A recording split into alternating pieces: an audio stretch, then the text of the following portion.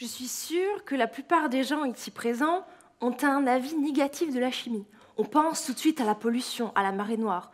Mais sans chimie, il n'y a pas de médicaments et il n'y a pas non plus tous les éléments, tous les appareils électroniques qu'on a actuellement. Franchement, que ferait-on maintenant sans Natel, écran LCD, les nouvelles montres à affichage digital? Eh bien, pas grand-chose, nous serions bien en peine. Et cette petite révolution numérique est due en grande partie à ce qu'on appelle les cristaux liquides. Alors maintenant, vous allez me dire, c'est quoi un cristal liquide?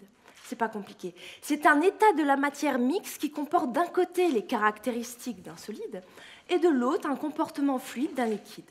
Mais attention, un cristal liquide, ça ne fait pas tout, car si on veut développer des matériaux conducteurs d'électricité, il nous faut un élément conducteur.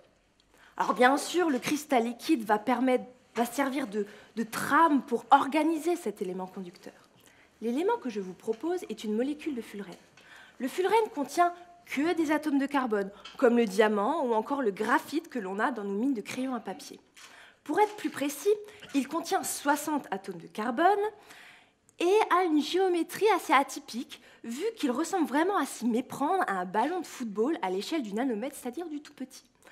Il a été découvert il y a 30 ans, ce qui a valu le prix Nobel aux chercheurs qui ont fait ces recherches 10 ans plus tard.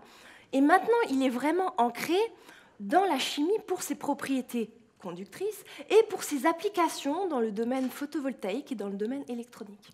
Alors maintenant, l'objectif de ma thèse, c'est de fabriquer, de concevoir des molécules liquides cristallines qui contiennent du fullerène.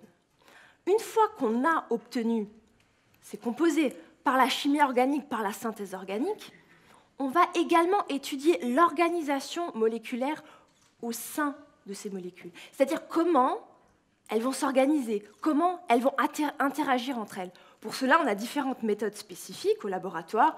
On fait aussi des collaborations avec d'autres personnes à l'étranger. Mais le plus compliqué dans ce travail, c'est qu'on ne peut pas prédire à l'avance comment va être cette organisation moléculaire. On ne peut pas non plus prédire à l'avance si la molécule finale que j'ai synthétisée, elle va être liquide cristalline. Et si elle ne l'est pas, il faut revenir vers la synthèse, il faut repenser le design de la molécule. Et une fois qu'on a obtenu l'organisation moléculaire qu'on voulait, là, on peut penser à des applications plus concrètes, comme par exemple des matériaux souples qui vont conduire l'électricité. Mais le plus important dans cette thèse, c'est vraiment la chimie organique, concevoir la molécule et après penser aux applications. Je vous remercie de votre attention.